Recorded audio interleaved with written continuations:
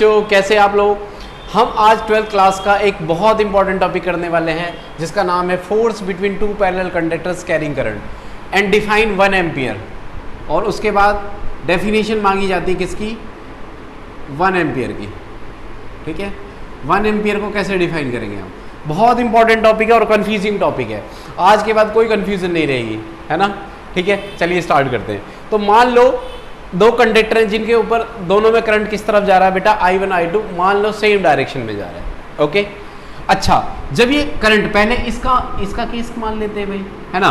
जब ये करंट जाएगा, चलो करंट कैसे जाएगा? ऐसे ऊपर की तरफ। मैग्नेटिक फील्ड कैसे होगी भाई? ऊपर की तरफ जा रहा है तो कैसी होगी? एंटी क्लॉकवाइज डायरेक्शन में होगी बेटा। ये मैग्नेटिक फील्ड है इसकी, ये मैग्नेटिक फील्ड है और है यहाँ तक पहुँची। कहाँ तक?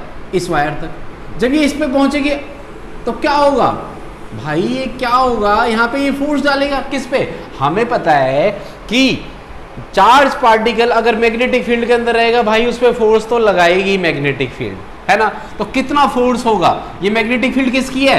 ये तो मैग्नेटिक फील्ड इसकी है। जब करंट I1 जा रहा है, कितनी मैग्नेटिक फील्ड है? इस मैग्नेटिक फील्ड को मैं बोल देता हूँ B1। फोर्स किस तरफ होगा? लगाओ भाई लेफ्ट हैंड रूल। करंट किस तरफ जा रहा है बेटा? इसमें करंट देखो, करंट कहाँ जा रहा है? कहाँ जा रहा है? करंट ये है, ये वाली उंगली करंट की है, ये मैग्नेटिक फील्ड की फोर्स की है। करंट ऊपर की तरफ, मैग्नेटिक फील्ड उस तरफ, फोर्स किस तरफ? उस तरफ। किस तरफ? उस तरफ। समझ रहे हो? ये करंट है, ये मैग्नेटिक फील्ड उस तरफ जा रही है ना, बोर्ड के अंदर। और फोर्स किस तरफ होगा? इस तरफ होगा। तो फोर्स किस तरफ होगा बेटा? इस तरफ होगा। समझ में आया? ठीक है, क्लियर है। अच्छा, कितना फोर्स होगा ये, है ना, ये निकाल लेते हैं हम कि कौन सा फोर्स है। फिर बता रहा हूँ, ये जो मैग्नेटिक फील्ड है, किसकी मैग्नेटिक फील्ड? जब इसमें करंट फ्लो कर रहा है, ठीक है, इसके चार्ज पार्टिकल पे कितना फोर्स होगा? सर फोर्स तो ये भी लगाएगा। अरे लगाएगा भाई, करेंगे उसको दूसरा गेम। पहले ये निकाल लेते हैं हम। देखो, we know that magnetic field due to wire 1, wire C1 D1 बोल देते हैं। तो मैग्नेटिक फील्ड क्या होगी? B1 by mu naught. हमें पता स्ट्रेट वायर की मैग्नेटिक फील्ड कितनी होती है? 2I1 अपॉन में 4 पाई R। मान लो यहाँ से यहाँ तक की दूरी कितनी है बेटा? R है। ठीक है, now force experienced by wire by charge particle, wire 2 लिख देते हैं। ठीक है, वायर C2 D2। समझ गए? C2 D2 के चार्ज पार्टिकल क्या फोर्स एक्सपीरियंस कर रहे हैं? F2 पर यूनिट लेंथ, है ना। फोर्स एक्सपीरियंस पर यूनिट लेंथ। क्यों भाई पर यूनिट लेंथ? क्यों पर यूनिट लेंथ? इसलिए बेटा ताकि हम क्या करें। देखो, मान लो मैंने ली 1 मीटर वायर ली, तुमने ली 2 मीटर वायर। क्या नाम है, क्या फोर्स सेम रहेगा? नहीं। अगर पर यूनिट लेंथ लेंगे, है ना, तब सेम रहेगा। समझ में आ रहा है? नहीं, इक्वलिटी भाई, लेंथ भी तो सेम होनी चाहिए। देखो, लेंथ ज़्यादा हुई तो लेंथ ज़्यादा, मान लो तुमने ली, मैंने ली 1 मीटर वायर और मेरा फोर्स आया 10 न्यूटन और मेरी लेंथ कितनी है भाई? 5 मीटर की, 1 मीटर की है। हाँ 1 मीटर, है ना। तुमने ली क्या? 2 मीटर की वायर, उसमें फोर्स कितना होगा? ज़्यादा होगा, सीधी सी बात है। तो 2/2, यानी इक्वलिटी मेंटेन करने के लिए क्या करोगे? फोर्स पर यूनिट लेंथ लोगे ना, ताकि दोनों में सेम रहे, है ना। कि आप कितनी भी लंबी वायर ले लो, हमें क्या निकालनी है? फोर्स पर यूनिट लेंथ निकालनी है। तो फोर्स पर यूनिट लेंथ का मतलब है ये F/L है बेटा, है ना। तो कितना आएगा ये आएगा बेटा फोर्स कितना होता है? हमें पता है फोर्स का फॉर्मूला क्या होता है? ILB होता है ना। L तो नीचे आ गया, ये L नीचे आ गया, हमें तो सिर्फ I और B। कौन सा I कौन सा B भाई? I2 B1। क्यों? F2 कब हुआ? जब उस पर कौन सी मैग्नेटिक फील्ड आई? B1। किस पे? जब कौन सा कितना करंट फ्लो कर रहा था उसमें? I2, है ना भाई। I2 करंट फ्लो कर रहा, तभी तो चार्ज पार्टिकल मूव करे, उन पे फोर्स लगा। तो I2 B1 की वैल्यू कितनी है बेटा? B1 की वैल्यू है म्यू नॉट 2I1 अपॉन में क्या आएगा? 4 पाई R। यहाँ से क्या आ जाएगा? Mu naught 2I1 I2 upon में क्या आएगा? 4 पाई R। ठीक है, ये क्या आ गया? F2/L आ गया। अब क्या निकाल लेते हैं हम? दूसरा ऐसे ही।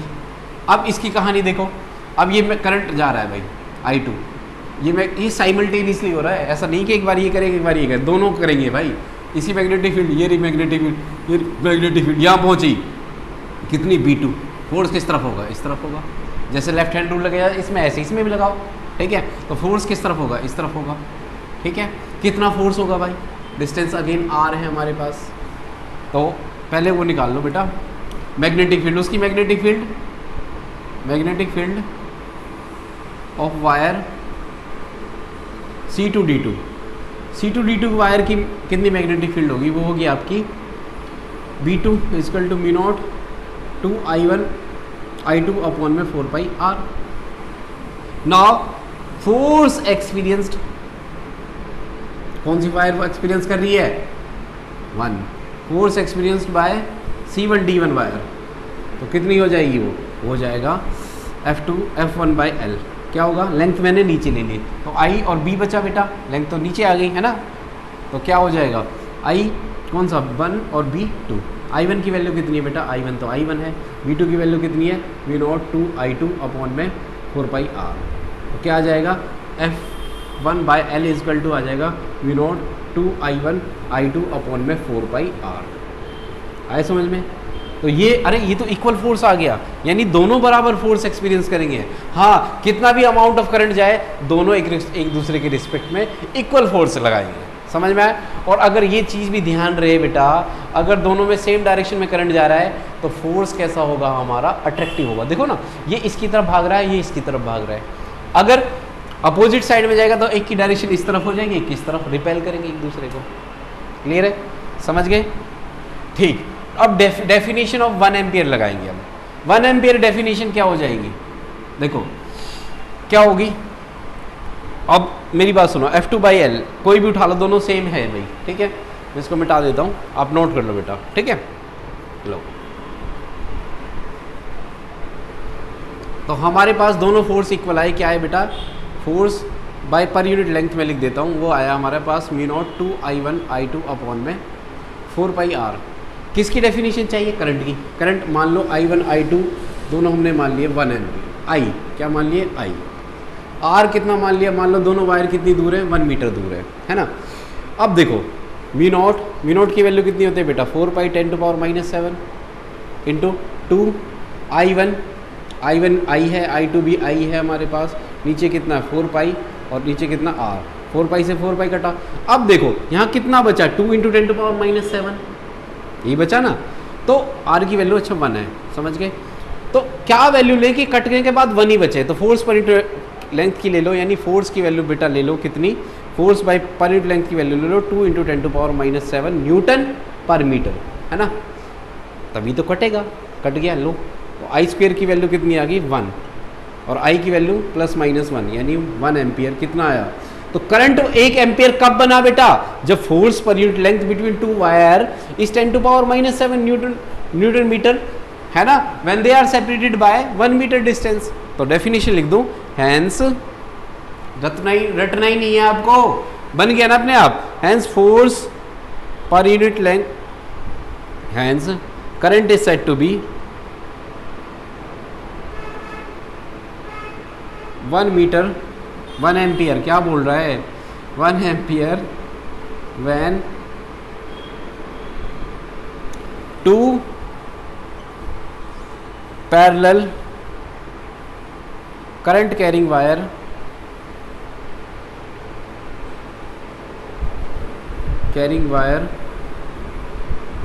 separated by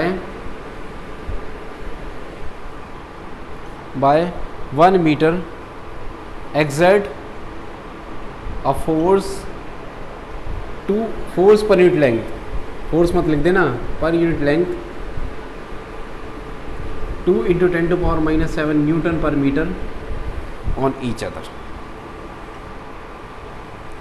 क्लियर बच्चों, ओके, समझ में आया टॉपिक, ओके। अच्छे से देख लेना, नहीं आए तो बता देना मुझे कमेंट सेक्शन में, ओके। डाउट क्लियर करेंगे बेटा, ओके।